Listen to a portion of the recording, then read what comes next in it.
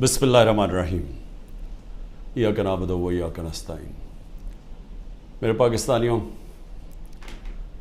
ابن خلدون جو دنیا مانتی ہے کہ جو ماڈرن ہسٹری ہے، جو جس طرح ماڈرن تاریخ لکھی گئی، اس کو باپ مانتے ہیں کہ وہ سب سے پہلے اس نے تاریخ کو صحیح معنی میں لکھنا شروع کیا۔ تو ابن خلدون ایک جگہ کہتے ہیں کہ میں نے جتنا قرآن اور اسلام کی سٹڈی کی ہے تو میں ایک نتیجے پہ پہنچا کہ اللہ نے انسان کو دنیا میں بھیجا ہی ایک وجہ سے کہ اللہ کی زمین پہ انصاف قائم کرو۔ انصاف کے اوپر آپ کوئی بھی دنیا کا معاشرہ لے لیں، جب انصاف ہوتا ہے تو وہ معاشرہ اوپر کھڑا ہوتا ہے۔ نبی صلی اللہ علیہ وسلم نے دنیا کی تاریخ کا سب سے بڑا انقلاب تھا مدینہ میں، کوئی اس کی مثال نہیں ہے دنیا کی تاریخ میں، کہ ہجرت ہوتی ہے 622، جنگ بدر ہوتی ہے 625، 313 لڑنے والے، اور 11 سال کے بعد ایک سپر پاور گھٹنے ٹیکتی ہے رومن ایمپائر، اور اس کے اگلے سال دوسری سپر پاور گھٹنے ٹیکتی ہے پرشین ایمپائر قدسیہ میں۔ یہ تو تاریخ کا حصہ ہے، لیکن یہ تو کوئی مطالعہ کرے کہ یہ کیا ہوا تھا کہ وہ ایک لوگوں کی کوئی حیثیت نہیں تھی، انہوں نے دنیا کی امامت کی، اور کئی صدیوں تک بنیاد انصاف پہ رکھی گئی تھی، عدل اور انصاف، اس کے اوپر وہ معاشرہ کھڑا ہوا تھا۔ اور وہ انصاف ایسا تھا کہ حضرت علی رضی اللہ تعالیٰ ایک یہودی سے کیس ہار جاتے ہیں، قاضی خلیفہ وقت کی بیٹے کی گواہی نہیں مانتا۔ وہ انصاف ایسا تھا جب نبی صلی اللہ علیہ وسلم نے کہا میری بیٹی بھی اگر چوری کرے گی تو اس کو سزا ملے گی، کوئی قانون سے اوپر نہیں ہے، اور جو معاشرے طاقتور کو قانون سے اوپر رکھتے ہیں ان کی حدیث ہے وہ تباہ ہو جاتے ہیں۔ تو آج جو پاکستان ہے، میں اپنے سارے پاکستانیوں کے سامنے یہ بات کر رہا ہوں کہ ہم اب بالکل تباہی کی طرف جا رہے ہیں۔ میں اس لیے نہیں کہہ رہا کہ تحریک انصاف کے اوپر کریک ڈاؤن ہوا ہے، کہ ہمارے لوگوں کو جیلوں میں ڈالا ہوا ہے، جیل بھرے ہوئے ہیں، ہر روز نئے لوگ پکڑ رہے ہیں، رشتہ دار پکڑ رہے ہیں، جو کہانیاں سامنے آ رہی ہیں وہ خوفناک کہانی ہے۔ کبھی پاکستان کی تاریخ میں اس طرح ایک ننگا ہو کے ایک طاقت نے اس طرح کا ظلم کیا ہوا اپنے لوگوں کے اوپر، کوئی اس کی مثال نہیں ہے۔ میں مشرف کے مارشل لاء میں اپوزیشن میں تھا، میں نے کبھی اس طرح کا ظلم نہیں دیکھا۔ تو یہ جو انصاف کی دھجیاں اڑائی گئی ہیں اور یہ طاقت کی حکمرانی، جنگل کا قانون قائم کیا گیا ہے، میں سب سے پہلے 2-3 چیزیں کہنا چاہتا ہوں، اور میں پھر اپنی ساری قوم کو یہ بتانا چاہتا ہوں کہ ہم جا کدھر رہے ہیں۔ یعنی کوئی چلیں یہ سب کچھ کر رہے ہیں تو کوئی روڈ میپ ہوگا نا کہ ہم اس سے نکل کے تو خوشحال ہو جائیں گے، کیونکہ اس وقت پاکستانی، میں ابھی آپ کو پھر سے بتاؤں گا کہ ہمارے ملک کے معاشی حالات کیا ہیں۔ تو جس طرح ملک معاشی طور پہ تباہی کی طرف جا رہا ہے تو کوئی تو روڈ میپ ہوگا نا کہ یہ جو ظلم کیا جا رہا ہے، یہ جو پوری جماعت کو ختم کرنے کی کوشش کی جا رہی ہے، کہ اس کا کوئی ملک کو تو کوئی فائدہ ہو نا۔ تو میں سب سے پہلے میں یہ چیزیں اس لیے کہنا چاہتا ہوں کہ میں یہ کبھی یہ سوچتا نہیں تھا کہ میرے ملک میں اس طرح کی چیزیں ہوں گی۔ جیسی بھی حکومتیں آئی ہیں، ایوب خان کا مارشل لاء آیا، ضیاء الحق کا آیا، سنا بڑا پیپلز پارٹی پہ سخت مارشل لاء تھا، لیکن جو پیپلز پارٹی کے معراج محمد خان تھے وہ مجھے بتاتے تھے، کیونکہ وہ ہماری جماعت میں ایک وقت پہ ہم نے ان کو سیکرٹری جنرل بنایا تھا، تو وہ مجھے بتایا کرتے تھے کہ ضیاء الحق کے زمانے میں کیا تھا، اور مشرف کا میں آپ کو خود بتا دیا، کبھی اس طرح کا ظلم نہیں ہوا۔ سب سے پہلے تو خواتین کے اوپر کبھی ایسا ظلم نہیں ہوا، کبھی چادر اور چار دیواری کو اس طرح بے شرمی سے، یعنی کبھی اس کو انہوں نے چادر اور چار دیواری کا جو احترام ہوتا ہے اس کو تباہ نہیں کیا گیا۔ عورتوں کے اوپر ہی میں کبھی اپنی زندگی میں نے نہیں دیکھا کہ ہمارے ملک میں عورتوں سے یہ برتاؤ کیا جو کیا جا رہا ہے آج، صرف اس لیے کہ وہ یہی نہیں تحریک انصاف کی کوئی ممبرز ہوں یا کوئی آفس بیرر ہو، جو ٹویٹ بھی کرتی ہیں، جو حمایتی بھی ہیں، جو ووٹر بھی ہیں، ان کا بھی پتہ چلتا ہے، ان کو پکڑ لیتے ہیں۔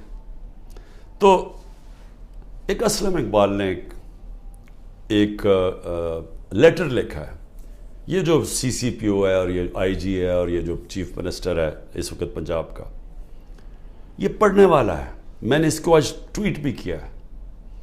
اس نے بتایا کہ اس کے سارے گھر کے اوپر کیسا ظلم ہو رہا ہے، اس کی 80 سالہ والدہ کی بھی پرواہ نہیں کی گئی، وہ آکسیجن کے اوپر ہے، ادھر گھس گئے، اس سے بدتمیزی کی، کیونکہ اسلم اقبال چھپے ہوئے ہیں۔ ان کے بھائیوں سے کیا کیا، کاروبار سے کیا کیا، کاروبار بند کر دیے، بھائیوں کے گھروں میں چلے گئے، ایک بھائی کا جو باہر سے کوئی اس کا بیٹا آیا ہوا تھا، اس کو جا کے الیکٹرک شاک لگایا، اس کا بازو نہیں کام کر رہا، وہ دبئی میں علاج کروا رہا ہے۔ یعنی سارے خاندان کو، ان کی بزنس کو جس طرح انہوں نے صرف اس لیے کہ میاں اسلم کسی طرح نکل کے اور کہہ دے کہ میں 9 مئی کے خلاف ہوں اور میں فوج کے ساتھ ہوں اور میں پی ٹی آئی چھوڑا ہوں، اس کے لیے یہ سارا کچھ کیا جا رہا ہے۔ حماد اظہر کے میاں اظہر ایک پاکستان کی سیاست، پنجاب کی سیاست میں ایک وہ عزت دار نام ہے جس کی سب اس کے مخالف بھی تعریف کرتے ہیں۔ 84 سال کے میاں اظہر جن کو کئی بیماریاں ہیں، ان کی طبیعت نہیں ٹھیک، ان کو اٹھا کے لے گئے کیونکہ حماد اظہر نہیں تھا۔ باقی لوگوں کے گھروں میں گھس کے، یعنی جو میں کہانیاں سن رہا ہوں، کراچی کے اندر بھی بات ہو رہی تھی، کراچی میں تو کچھ ہوا ہی نہیں، کراچی میں کیوں جا کے لوگوں کو اٹھانا شروع کر دیا؟ کراچی کے اندر وہیں چھاپے پڑ رہے ہیں، لوگوں کو جیلوں میں ڈال رہا ہے، اور وہاں بیٹھا ہوا آصف زرداری جو ساری زندگی اس نے صرف ایک کام کیا ہے، مخالفوں کو کرش کیا ہے، مخالفوں کو ختم کیا ہے، جھوٹے کیسز، اور جو خریدا جاتا ہے اس کو خرید لیتا ہے، باقی ساروں کو وہ ختم کرتا ہے جو مافیاز کرتے ہیں۔ وہاں ظلم کیا جا رہا ہے، ہر ایک کے اوپر ایف آئی آر ہے، لوگ چھپے ہوئے ہیں، اور صرف ایک طریقہ کہ آپ جناب پارٹی چھوڑ دیں تب وہ ٹھیک ان کو نکل جاتے ہیں۔ یہ بھی سوچ لیں کہ آج ہمارے انصاف کے نظام، یعنی یہ کیسے کوئی اس طرح کہ آپ کے اوپر ہر قسم کا کیس ہے، دہشت گردی کا سب کیس لگا ہوا ہے، جیسے ہی آپ نے کہا میں پارٹی چھوڑا ہوں کیسز ختم۔ تو یہ کیا ہماری عدلیہ، ہماری لیگل کمیونٹی یہ نہیں دیکھ رہی کیا ہو رہا ہے؟ کیونکہ یہ تو سارے دنیا میں کسی بھی قانون یہ اجازت نہیں دیتا۔ تو اس کے علاوہ، ان کے علاوہ میں صرف یہ بتانا چاہتا ہوں کہ کراچی کے اندر جس طرح لوگوں کو انہوں نے جیلوں میں ڈالا ہوا ہے، اور جو مجھے سب سے زیادہ تکلیف ہے کہ جو ہمارے لوگوں کو، اگر جیل کے اندر جگہ 20 لوگوں کی ہے تو وہاں 60 لوگ بھرے ہوئے ہیں، وہ سو بھی نہیں سکتے، کئیوں کو کھڑا ہونا پڑتا ہے، کوئی سوتے ہیں، کھانا نہیں صحیح دیتے، کئیوں نے جس طرح کا کھانا دیا وہ لوگ کھانا نہیں کھا سکتے، کئیوں کے پیٹ خراب ہو گئے ہیں۔ یعنی ان کنڈیشنز کے اندر سیاسی ورکرز کو رکھا ہوا ہے، جو سب سے شرمناک بات ہے، کیونکہ کوئی مجرم نہیں ہے یہاں، اتنے بڑے مجرم جنہوں نے اربوں روپے کا اس ملک کو نقصان کر کے پھر منی لانڈرنگ کر کے ملک سے پیسہ باہر بھیجا ہوا ہے، کیا ان کی ایسی ٹریٹمنٹ کسی کی تھی؟ کیسز تو پرانے بنے ہوئے تھے، کیا کسی کو ایسے رکھا گیا تھا؟ تو یہ سارا پلان بنا ہوا ہے صرف ایک پارٹی کو ختم کرنے کے لیے۔ تو یہ پارٹی کو ختم کرتے کرتے کیا یہ جو اس وقت طاقت میں بیٹھے ہوئے ہیں ان کو اندازہ ہے کہ یہ پاکستان سے کیا کر رہے ہیں؟ کیونکہ ملک، دنیا میں ملک کھڑا ہوتا ہے رول آف لا پہ، جس وقت اس ملک کا رول آف لا ختم ہوتا ہے اس کو بنانا ریپبلک کہتے ہیں۔ ہمارا ملک اب بنانا ریپبلک ہے، جدھر کوئی قانون نہیں ہے، جدھر کمزور کو کوئی طاقتور سے اس وقت تحفظ دینے والا نہیں ہے۔ میں تو صرف سلام کرتا ہوں ان ججز کو کہ وہ سارے پریشر کے باوجود آج وہ پھر بھی کھڑے ہیں، لیکن پوری طرح پریشر ڈالا ہوا ہے ججز کے اوپر۔ اور میں پھر سے بتاؤں کہ اس طرح کا کوئی نیچے نہیں گرتا، ان کی فائلیں بنائی ہوئی ہیں، کوئی ہر بلیک میل کرنے کے لیے کہ جی آپ کی ہمیں بچوں پہ آ گئے ہیں، گھروں پہ آ گئے ہیں، خواتین کے اوپر آ گئے ہیں۔ میں نے ایک بتایا بھی کہ ایک ہمارے ممبر نے چھوڑی پارٹی تو اس نے کہا جی میں یہ برداشت نہیں کر سکتا، اب تک تو میری بزنس پہ تھا، اب میرے گھر پہ پہنچ گئے، ہماری عورتوں پہ پہنچ گئے، میں نہیں برداشت کر سکتا۔ تو اس لیول کے اوپر اس وقت اس ملک میں ظلم ہو رہا ہے۔ میں صرف یہ بتا دوں کہ یہ جو کلیکٹو پنشمنٹ ہے، یعنی آپ ایک فرد کو پکڑنے جا رہے ہیں، اس نے کوئی جرم بھی کیا ہو تو کوئی دنیا کا قانون اجازت نہیں دیتا کہ جو باقی اس کے رشتہ داروں کو اٹھا لیں۔ یہ کلیکٹو پنشمنٹ آج کل کے دور میں صرف ایک ملک میں ہے، اسرائیل میں، اور وہ کس سے کرتے ہیں؟ وہ فلسطینیوں سے کرتے ہیں، اپنے لوگوں سے نہیں کرتے ہیں، اسرائیلیوں سے نہیں کرتے، وہ فلسطینیوں سے یہ کرتے ہیں۔ یہ ہٹلر کے جب نازی جرمنی جب دنیا کا سیاہ ترین دور تھا، یہ تب وہ گسٹاپو اٹھایا کرتی تھی لوگوں کو کلیکٹو پنشمنٹ میں، کہ جو بھی اگر وہ نہیں ملا ایک جس کو پکڑنے گئے تو گھر والوں کو پکڑ لیتے تھے۔ یہ سٹالن کا جو بڑی سخت ڈکٹیٹرشپ تھی سوویت یونین کی، یہ سٹالن کی ڈکٹیٹرشپ کے اندر اس طرح کی چیزیں ہوتی تھیں۔ یہ صرف چائنا میں ایک دور میں ہوا تھا، ان کے کلچرل ریولوشن کے اندر۔ یہ ہوتا ہی نہیں ہے ایسے۔ یہ کوئی دنیا کا انصاف کا نظام کلیکٹو پنشمنٹ کی اجازت نہیں دیتا، جو آج پاکستان سے ہو رہی ہے۔ لیکن یہ اب ہو کیا رہا ہے؟ ایک پارٹی کو ختم کرتے ہوئے کہ جی عمران خان کے اوپر کانٹا ڈال دیا، تحریک انصاف کو جیتنے نہیں دینا الیکشن تب ہوں گے جب تحریک انصاف ختم ہو جائے گی، جو کرنے کی کوشش ہو رہی ہے۔ تو میں سوال پوچھتا ہوں کہ اس کے بعد کیا ہوگا؟ میری صرف جو طاقت میں بیٹھے ان سے سوال یہ ہے کہ اس کے بعد کیا ہوگا؟ اگر یہ سارے کام کر کے ملک کے قانون اور عدلیہ کی ساری کریڈیبلٹی ختم کر کے، انصاف کا نظام ختم کر کے، الیکشن کمیشن کی کریڈیبلٹی تو پہلے ہی ختم ہوئی تھی، اس کو جو استعمال کر رہے ہیں صرف ایک پارٹی کو ختم کرنے کے لیے، ایف آئی اے، وہ جس کو پکڑنا تھا، جس کے 16 ارب روپے کے پرائم منسٹر یہ شہباز شریف کے کیسز تھے، وہ تو ختم ہو گئے ہیں، لیکن تحریک انصاف کو ختم کرنے کے لیے وہ ایف آئی اے لگی ہوئی ہے، کوئی کریڈیبلٹی نہیں ہے۔ نیب کو صرف ایک مقصد سے لگایا ہوا ہے، کچھ ڈھونڈو اس کے اوپر، عمران خان کے اوپر، لوگوں کے اوپر، تاکہ کسی طرح ان کو ختم کیا جائے اور باقیوں کو کہو کہ پارٹی چھوڑ دیں۔ ان اداروں کی ساری کریڈیبلٹی ختم ہو چکی ہے۔ میڈیا نے بھی، اور جس طرح عدلیہ نے، یہ ایک پروسیس تھا، ایک جدوجہد کر کے ایک وکلا موومنٹ شروع ہوئی تھی 2007 میں، جس کی جدوجہد میں عدلیہ آزاد ہوئی تھی اور لوگوں کو اعتماد تھا کہ اگر حکومت ہمارے پہ ظلم کرے گی تو عدلیہ کھڑی ہے راستے میں۔ وہ ختم ہوا ہے، اس کو سارا دن بدن اس کو ختم کرتے جا رہے ہیں کہ لوگوں کا اعتماد ہی اٹھ رہا ہے۔ ہماری پارٹی کا تو اعتماد ہی اٹھ گیا ہے کہ لوگوں کو نکلتے ہیں، جج آرڈر بھی کرتا ہے، کوئی سنتا ہی نہیں ہے جج کی۔ مجھے یہ بتائیں کہ میں نے آئین کو سامنے رکھتے ہوئے میں نے تب یہ فیصلہ کیا کہ ہم یہ پنجاب کی گورنمنٹ نہیں چلا سکتے، یہ گرانے کی کوشش کر رہے تھے، تو ہمارے پاس تو ایک کی میجورٹی سے گورنمنٹ ہماری بچی ہوئی تھی، ہم تو کام کر ہی نہیں سکتے تھے، سارا وقت کوشش ہو رہی تھی گورنمنٹ گرانے کے لیے، پیسہ چل رہا تھا، اوپر سے نامعلوم افراد پورا زور لگا رہے تھے گورنمنٹ گرانے کے لیے۔ تو ہم نے آئین کو سامنے رکھتے ہوئے الیکشن ڈیزالو کی اپنی گورنمنٹ، وہی ہم نے پختونخوا میں کی۔ وہاں پیسے نہیں دے رہے تھے، جو قبائلی علاقہ جو جوائن کیا تھا ان کے لیے فنڈز ہم نے زیادہ دیے ہوئے تھے، وہی بند کر دیے انہوں نے، ہیلتھ کارڈ کا پیسہ نہیں آ رہا تھا۔ تو جب ہم نے سوچا کہ ہم گورنمنٹ ہی نہیں چلا سکتے، ہم نے آئین کے مطابق، دنیا کی پارلیمنٹری ڈیموکریسی کی روایت کے مطابق، آئین کے مطابق ہم نے اپنی گورنمنٹ ڈیزالو کر دی۔ 90 دن میں الیکشن ہونا تھا، ہمیں تو کوئی الیکشن ہی نہیں ملا۔ یعنی اوپنلی آئین کی انہوں نے خلاف ورزی کی ہے، اور میں اپنے سپریم کورٹ سے اب انتظار کر رہا ہوں کہ یہ تو آپ کی اب کریڈیبلٹی ایٹ سٹیک ہے، سارے سپریم کورٹ کی کریڈیبلٹی سٹیک پہ ہے کہ اگر آپ آئین میں 90 دن میں الیکشن ہی نہیں اب کروا سکے تو مجھے بتائیں کیا چیز روک رہی ہے کہ انہوں نے اگر اکتوبر میں سوچا کہ جی ابھی تحریک انصاف ابھی بھی جیت سکتی ہے تو اکتوبر بھی نہ الیکشن کروائیں۔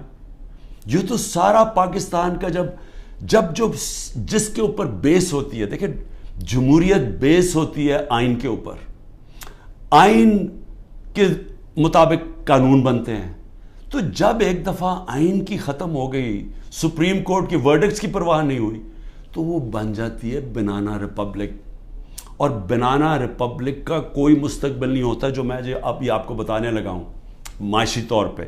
اور پھر میڈیا، اور میڈیا کا بھی ایک 20 سال کا سفر تھا. اس سے پہلے تو میڈیا بند تھا. اس سے پہلے تو صرف جو الیکٹرانک میڈیا تھا وہ تو صرف پی ٹی وی تھی. تو جنرل مشرف، اس کو داد دیں ہم کہ وہ ایک ڈکٹیٹر ہوتے ہوئے اس نے میڈیا کھول دیا، کیونکہ جنرل مشرف کے ساتھ سپورٹ تھی. لوگ تنگ تھے ان دونوں پارٹی سے. ان کی کرپشن 2 دفعہ کرپشن میں گئی، لوگ تو تنگ تھے. تو لوگوں نے مشرف کو خوش آمدید اس کو ویلکم کیا. مشرف نے میڈیا کھول دیا، الیکٹرانک میڈیا. اور وہ پھر الیکٹرانک میڈیا نے شعور پیدا کیا پبلک کے اندر. میری پارٹی بنی کیونکہ مجھے موقع مل گیا الیکٹرانک میڈیا پہ جانے کے لیے، نہیں تو 2 پارٹی سسٹم ہے، تیسری پارٹی تو نہیں آتی.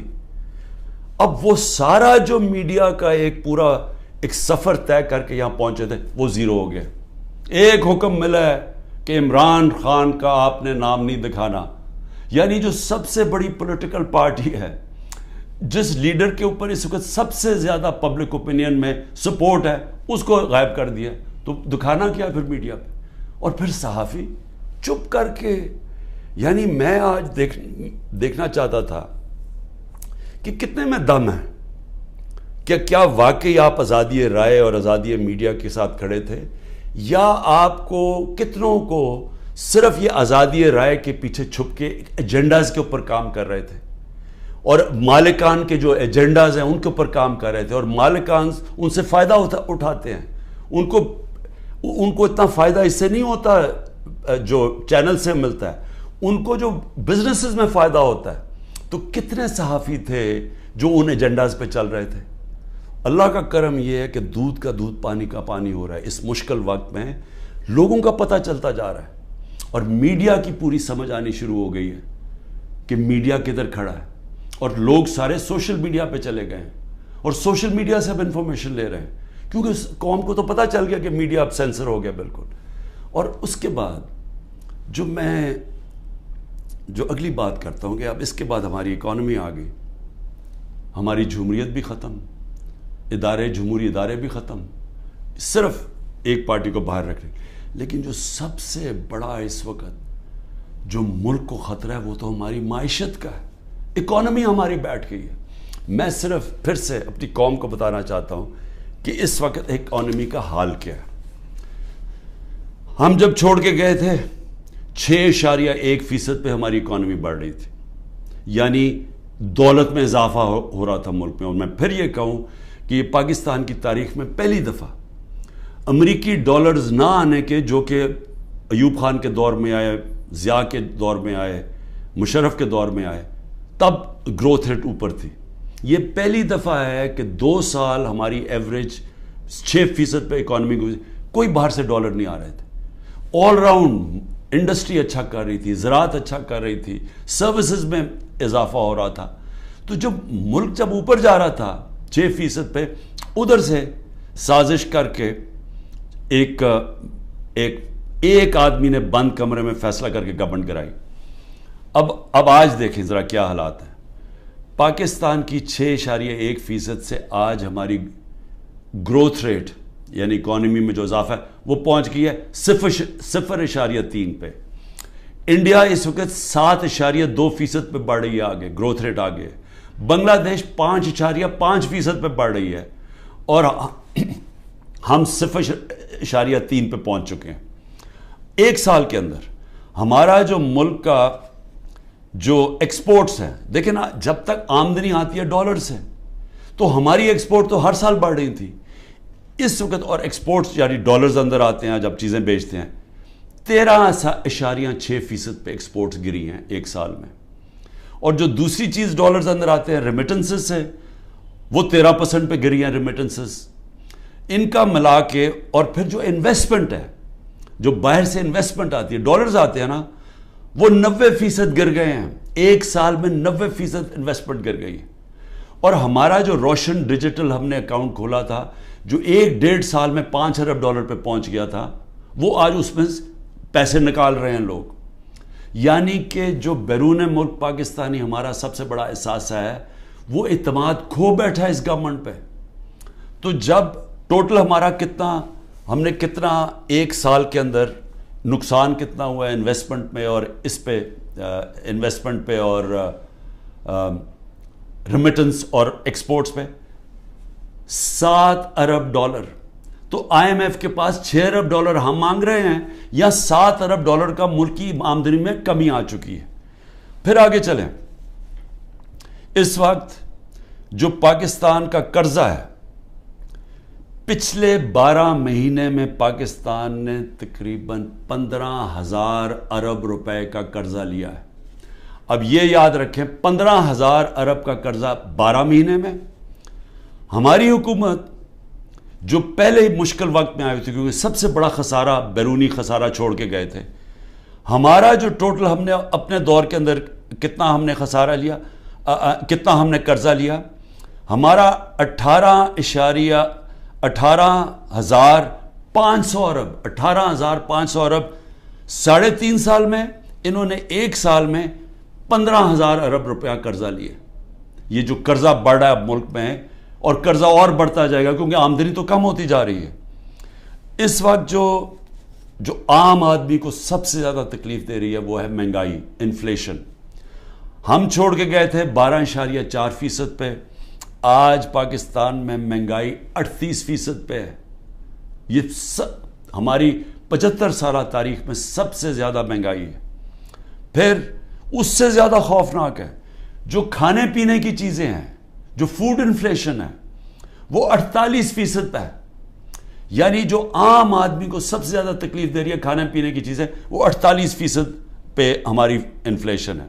سری لنکا جس کا ہمارے سے زیادہ برا حال ہے وہ اپنی مہنگائی کم کر کے 25% پہ لے آیا ہے. یاد رکھیں سری لنکا میں لوگ سڑکوں کے اوپر آ گئے تھے مہنگائی کی وجہ سے, آج وہ 25% پہ آ گئی ہے جبکہ پاکستان کی مہنگائی 38% پہ پہنچ گئی ہے. اور پھر جو انٹرنیشنل جو قیمتیں جس کی وجہ سے ہمارے دور پہ مہنگائی لوگ کر رہے تھے, 30% کموڈٹی کی قیمت انٹرنیشنلی گری ہیں. یعنی تیل, جو انرجی پرائسز تھے, جو پام آئل تھا, یعنی جو ہم گھی منگواتے تھے وہ آج آدھی قیمت پہ ہے. لیکن اوورآل 30% دنیا میں یہ جو چیزیں مہنگائی بڑھا رہی تھی وہ کم ہو گئی ہیں اور پاکستان میں اب یہ بڑھتی جا رہی ہیں. اور پھر 2-3 اور چیزیں یہ ذرا آپ دیکھ لیں کہ ہمارے پاس کوئی اب روڈ میپ نہیں ہے کہ ہم نے 30 ارب ڈالر جون 2024 تک واپس کرنا ہے. ہمارے پاس کوئی روڈ میپ نہیں ہے کہ ہم نے تقریباً 1 سال میں 30 ارب ڈالر واپس کرنا ہے کیونکہ ڈالر کی جو انکم ہے وہ تو کم ہوتی جا رہی ہے. اور پھر سارے ہمارے اس وقت کم ہو گئے. جو ہم نے ہمارا ریکارڈ ٹیکسز ہم نے اکٹھے کیے تھے وہ ریکارڈ ٹیکسز بھی نیچے چلے گئے ہیں اور ہماری جتنی بھی ٹارگٹس ہیں اس گورنمنٹ نے مس کر دی ہیں. جو اس وقت سود ہے وہ 21% ہے. تو انڈسٹری کیسے چلے گی؟ 21% سود پاکستان کی تاریخ میں سب سے زیادہ ہے. تو انڈسٹری کیسے چلے گی؟ اور پھر جو اس وقت سیل ہو رہی ہے ڈیزل کی, بجلی کی, سیمنٹ کی, وہ 20 سے 30% گر چکی ہے. اس کا مطلب بڑے طور پہ بے روزگاری آ رہی ہے, بے روزگاری آ چکی ہے. میں صرف اس کی آخر میں ڈاکٹر حفیظ ڈاکٹر پاشا جو پاکستان میں سب سے بڑے اکانومسٹ مانے جاتے ہیں, بڑے نام ہیں ان کا, وہ کہہ رہے ہیں کہ 1 سال میں 10 کروڑ لوگ غربت کی لکیر سے نیچے گئے ہیں. اور وہ کہتے ہیں کہ 75 سالہ پاکستان کی تاریخ میں یہ سب سے برے حالات ہیں. تو میں اب پوچھتا ہوں کہ یہ لوگ جو کوشش ساری کی جا رہی ہے تحریک انصاف کو ہٹانے کی, وہ انہی لوگوں کو تو واپس لانے کی کوشش کی جا رہی ہے. یہ لوگ جو 1 سال کے اندر ملک کی معیشت تباہ کر دی ہے, میں یہ سمجھنے کی کوشش کر رہا ہوں کہ یہ پھر واپس آ کے, کیونکہ اگر تحریک انصاف کو ختم کریں گے تو یہی لوگ ہوں گے نا, اور ان تھوڑے سے اور لوگوں کو, ریلو کٹوں کو اکٹھا کر کے آپ کوئی اور پارٹی میں دھکیل کے ہمارے لوگ توڑ کے کر دیں گے. تو چلیں یہی سوچ لیں کہ تحریک انصاف ختم ہو گئی تو پھر یہی لوگ واپس آئیں گے. میرا سوال یہ ہے کہ یہ لوگ آ کے پھر کیا کریں گے کہ اگر انہوں نے 1 سال میں ہماری معیشت کا بیڑا غرق کر کے رکھ دیا ہے, خود تو ان کو فرق ہی نہیں پڑا, یاد رکھیں ان کے پیسے ملک سے باہر پڑے ہیں، ان کے ڈالروں میں پیسے باہر پڑے ہوئے ہیں. یہ جو ملک نیچے جا رہا ہے، یہ جو مہنگائی ہو رہی ہے، یہ جو روپیہ گر رہا ہے، اس کی وجہ سے جو مہنگائی اور غربت آ رہی ہے، ان کو کوئی فرق نہیں پڑ رہا. میں یہ آج کہتا ہوں کہ جتنے بھی لوگ آج یہاں اوپر ہمارے ملک کے فیصلے کر رہے ہیں، ان کو کوئی فکر نہیں ہے پاکستان کی، کیونکہ ان کے پیسے ملک سے باہر پڑے ہیں. اگر ان کے ملک سے باہر پیسے پڑے ہیں، ان کو کوئی فرق نہیں پڑا. ان کو جب وقت آئے گا، مشکل وقت آیا، میں آج آپ کو لکھ کے دے رہا ہوں، ان سب نے ملک سے باہر بھاگ جانا ہے. کم از کم جو اسٹیبلشمنٹ ہے ایک کام تو کرے نا. ان سب جو یہاں آج فیصلے کر رہے ہیں، ایک کام کرے کہ ان سب کو ای سی ایل پہ ڈالے، اور ای سی ایل پہ تب تک ڈالے جب تک الیکشن نہیں ہو سکتا. کیونکہ اگر انہوں نے، ان کا سٹیک ہی پاکستان میں نہیں ہے، تو ان کو تو کوئی فرق نہیں پڑنے لگا ملک بیٹھ رہا ہے. ان کو تو، ان کے جب ڈالرز میں پیسے پڑے ہیں، روپیہ گر رہے ہیں، ان کی تو دولت کو کوئی فرق نہیں پڑ رہا. لیکن پاکستانی تباہی کی طرف جا رہے ہیں. اور میں آج آپ کو اپنا آخر میں یہ بھی بتا دوں کہ یہ ملک ٹھیک ہوگا کیسے، اس دلدل میں سے نکلے گا کیسے. صرف ایک طرح نکلے گا کہ ہم اپنے اوورسیز پاکستانی، 10 کروڑ باہر پاکستانی بیٹھا. میں پھر سے آپ کو بتا دوں کہ صرف امریکہ کے اندر جو 16,000 پاکستانی امریکن ڈاکٹرز ہیں، ان کی جو سالانہ ان کی جو ویلتھ ہے وہ $200 ارب ہے. صرف 16,000 کی. جو ٹاپ اس وقت 10 پاکستان کے بزنس مین ہیں امریکہ میں، ان کی ورتھ $25 ارب ہے.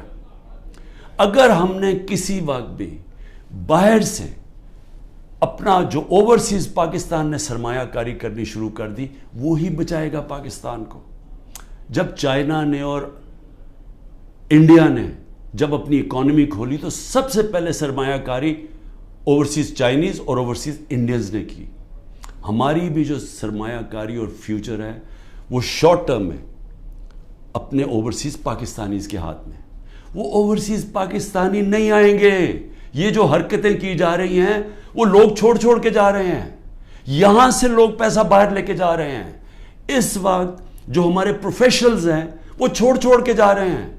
قیمتی پروفیشنل جن کے اوپر سرمایہ کاری کر کے، ان کو ٹریننگ دے کے، جن کے پاس ہنر ہے، ان کے لیے تو دروازے کھلے ہیں دنیا کے. وہ تو کہیں بھی جا سکتے ہیں دنیا میں. وہ چھوڑ کے جا رہے ہیں، جب ہمارا سرمایہ ملک سے باہر جا رہا ہے، ڈالرز ملک سے باہر جا رہے ہیں، تو یہ ساری حرکتیں اور اس وجہ سے ہے کہ اوپر تو پہلے چور مسلط کر دیے. مجھے بتائیں کون ملک سے باہر سے پیسہ لے کے آئے گا اوورسیز پاکستانی، جب وہ دیکھے گا کہ شہباز شریف اور شریف خاندان اور زرداری خاندان، ان کے پیسے باہر پڑے ہوئے ہیں. کون لے کے آئے گا پاکستان؟ جب ان کو اعتماد پاکستان کی اکانومی میں نہیں ہے تو وہ ان کو کیسے اعتماد آئے گا پاکستان کی اکانومی میں؟ تو کدھر سے آئے گا پیسہ؟ تو شارٹ ٹرم میں تو آنا ہے باہر سے اوورسیز پاکستانی کا پیسہ. اوورسیز پاکستانی پیسہ تب لے کے آئے گا جب رول آف لا قائم کریں گے، جو آج ختم کیا جا رہا ہے، جس کی قبر کھودی جا رہی ہے. جب تک جسٹس سسٹم میں، ہمارے جسٹس سسٹم میں انویسٹر کو، سرمایہ کار کو اعتماد نہیں ہوگا، پیسہ نہیں آنے لگا. اور جب تک اس ملک میں پیسہ نہیں آئے گا، اپنے ڈالرز نہیں آئیں گے. ہم یہ جو $30 ارب ہم نے ایک سال میں دینا ہے، ہم کدھر سے دیں گے؟ ہم تو اور ڈالرز لے رہے ہیں. ہم تو اس وقت IMF سے اور قرضے مانگ رہے ہیں. ہمارے پاس تو سکت ہی نہیں ہے پیسے دینے کی. تو اس لیے میں ان سب سے پوچھتا ہوں جو تحریک انصاف کو ختم کر رہے ہیں اور کرنے کی کوشش کر رہے ہیں، ان کو یہ سمجھنا چاہیے کہ ان کے پاس تو اور کوئی روڈ میپ ہی نہیں ہے. وہ تو تباہی کی طرف لے کے جا رہے ہیں. جو ان کے پاس تو کوئی سلوشن ہی نہیں ہے، اس کا مسئلے کے حل ہی نہیں ہے. ان کا مسئلے کا حل صرف ایک نظر آ رہا ہے کہ تحریک انصاف اور عمران خان کے اوپر کانٹا ڈال جائے، یا وہ تحریک انصاف اور عمران خان کے بغیر. لیکن میں پھر آخر میں یہ کہنا چاہتا ہوں، یہ کبھی ہو ہی نہیں سکتا. اگر ملک کی سب سے بڑی جماعت جس کا پاس سب سے بڑا ووٹ بینک ہے، آپ جب اس کو جس طرح ختم کر رہے ہیں، آپ پاکستان کی جمہوریت ختم کر رہے ہیں. اور پاکستان کی جمہوریت ختم کرنے کا مطلب آپ مستقبل ختم کر رہے ہیں، آپ آزادی ختم کر رہے ہیں اس ملک کی. آپ لوگوں کو غلام بنا رہے ہیں. یہ جو سارے حربے استعمال کر رہے ہیں یہ اسرائیل غلاموں کے اوپر فلسطینیوں کو غلام بنا کے تو یہ حربے استعمال کرتی ہے. یہ کشمیر کے اندر مقبوضہ کشمیر میں ہندوستان کشمیریوں پہ کر رہی ہے یہ چیزیں. یہ اپنے لوگوں پہ کوئی ایسا نہیں کرتا ظلم. اور سب سے بڑی پارٹی کو جب آپ ختم کر رہے ہیں تو پھر سے میں آپ کو کہوں کہ جو آپ کو حربے استعمال کر رہے ہیں اور کرنے پڑیں گے آگے اور کرنے پڑیں گے کیونکہ سب سے بڑا ووٹ بینک ہے وہ کدھر سے ختم ہوگا. تو اس کا مطلب مکمل طور پہ یہ ظلم کا نظام چلتا رہے گا. اور آخر میں جب بھی آپ سمجھیں گے کہ اب پارٹی ختم ہوگی تب الیکشن کروائیں گے وہ جمہوریت ختم ہو جائے گی. مجیب الرحمان کو جب انہوں نے اس کے خلاف کریک ڈاؤن کیا, ہم نے پاکستانیوں نے کریک ڈاؤن کیا, جس کو پرائم منسٹر بننا چاہیے تھا اس کی پارٹی کو بین کر دیا, کالعدم کر دیا, تو اس کے بعد جو الیکشن کروایا اس کی کیا حیثیت تھی؟ کیا وہ ایسٹ پاکستان کے لوگوں نے مانا تھا وہ جو الیکشن کے بعد لوگ سامنے آئے تھے؟ کسی نے کوئی بھی ان میں سے بچا تھا جیسی واپس جب ان کے پاس ان کو وہ آزاد ہو گئے ہمارے سے؟ تو یہ بھی جو لوگ آپ الیکشن کروائیں گے یہ ریلو کٹوں کی اور یہ جو سارے چوروں کو اور یہ جو سب اکٹھے ہوئے ہیں منی لانڈررز, یہ جو ملک میں سزائے یافتہ بیل کے اوپر لوگ, تو جب اب کیا آپ کا خیال ہے کہ اس سے قوم مان جائے گی ان کی؟ کیا قوم ان کی حکومت مان جائے گی؟ وہ آج ہی نہیں مان رہی. وہ اتنے ڈرے ہوئے ہیں کہ سب کچھ ہو کے بھی وہ تو الیکشن سے بھاگ رہے ہیں. 10,000 ورکر بھی اندر ہیں پھر بھی ڈرے ہوئے ہیں الیکشن کروانے میں, پھر بھی کہہ رہے ہیں کہ اگلی مارچ تک الیکشن ہوگا.